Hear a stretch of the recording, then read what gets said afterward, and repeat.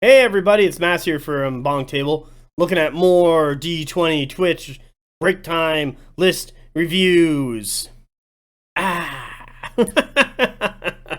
Today we got an Imperial Orders list from 100k. This is Samo 958, so this is just going to be Samo. Already, just by kind of looking over it, there is some good things happening. So let's start at the top. We have the Imperial Officer, who's the dynastic ally. He has front of the line. What is the Bravery upgrade and Armor Dominion. He innately has forward force.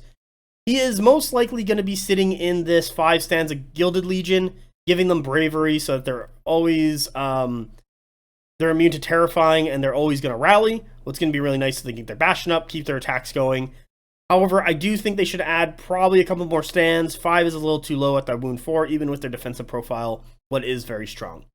And then he also has a Merc crossbows, because I believe Gilded Legion are a restricted slot, just to unlock them. It's fine. Merc crossbows do a fantastic job with shooting, getting in the way, being annoying, setting yourself up for success. I like Merc crossbows a lot. Then we get into another Imperial officer. The warband is called Imperial 2. He has Men-at-Arms, Steel Legion, Hunter Cadre.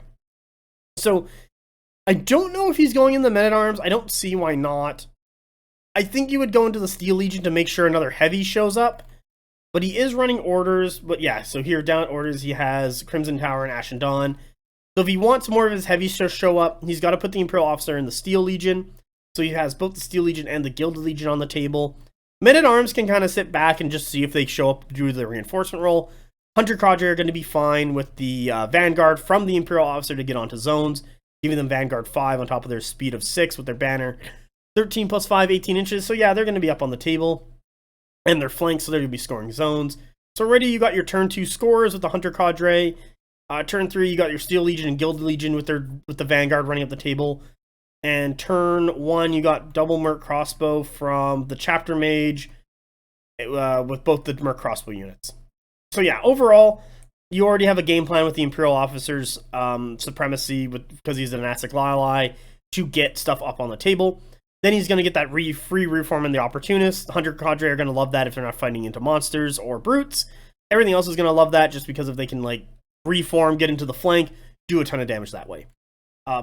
Because they're orders, none of you guys are fluid. So it's literally only the prior commander is going to be getting flurry on his character and the command stands of his Crimson Tower and his Ashen Dawn. That's fine. You got turn 2 scoring. You got setup here. You got 3 heavies coming on to turn 3 and one of them coming on turn 4. Probably the Crimson Tower coming on turn 4 if your dice rolls are bad. It's a good reinforcement curve, so I like that. Prior commander of the Crimson Tower has Caliburn for making his opponent reroll his attacks and also rerolling the resolve off of the impacts and the attacks. And with the eccentric fighting style going to attack 8 on Clash 4 is going to be really deadly. And flurry innately built in because of the orders. That's going to be really mean. I like that a lot. That's a good combo. It's the super killy prior commander that a lot of players have been running with 100k. Next, we have the Chapter Mage. School of Water, School of Fire with Talented. So it's another 20 points to be able to pick 2 schools. I do like this, and there are times if I have 20 points left over in a list, I will grab Talented for the Chapter Mage. Simply because there are times where I don't need a heal. There's nothing I can heal. So I just go, well, Fire Dart, it's a better spell than Elemental Missiles, but there are times I do cast Elemental Missiles simply because it is just auto hits, and it could just wipe out the last couple wounds on something even if I don't want to roll. Because sometimes I roll really bad, and I want my opponent to roll dice, because sometimes they also roll really bad, and then they die.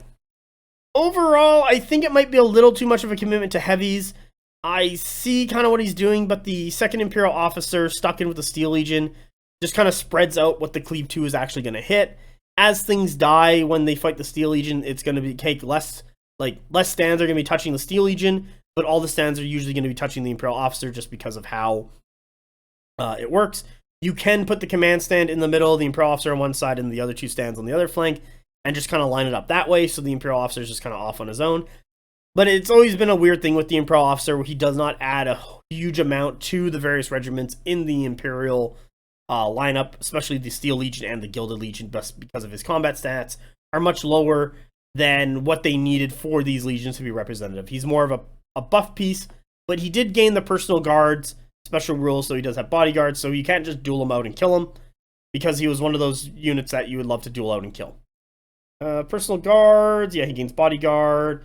A attached to the regiment, does not suffer the usual negative effects of refusing a duel. So yeah, at least there's that, which is kind of nice. Because that was one of the way to neuter the regiment, was just to duel the character. And they're like, no, I need armor dominion. And so now he has it, and it's like, it makes sense. He doesn't want to fight. Like, he's just there because he has to be there. He doesn't want to be there. I do like Hunter Cadre. Then the unit of men-at-arms is literally there to just trade, sit on objective, do whatever. This does free up the rest of the list to start doing stuff, but is fine. I do want to see how it plays out. I think it's a bit of an overcommitment to the heavies. I have seen Carl's like monster death list, or like this list kills Euroni, where he did double Imperial and ran that to great effect. But I do see, like this list is going to get 2 units, Gilded Legion, Steel Legion, and Order of the Ashen Dawn all in on turn 3. Follow up turn 4 with Order of the Crimson Tower. Should have all your lights on turn 3. Should have all your mediums on turn 4. So it has a decent reinforcement curve. And Crimson Tower's coming on turn 4 is not bad, because you get to see where everything is. And if you need, you can come in from the flank. So it has a game plan. I would just like to see the Guild Legion buffed out a little bit more for more stands. Make it a bigger brick. Get more use out of Armor Dominion and the Hardened One kind of going around from the Imperial officers.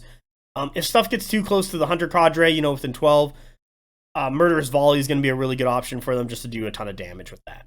That's usually what tends to happen. So yeah, I like the list. I see where it's going. I think it can do well. Hopefully it plays well. And Samo, you do very well at the event. Let's get on to the next list.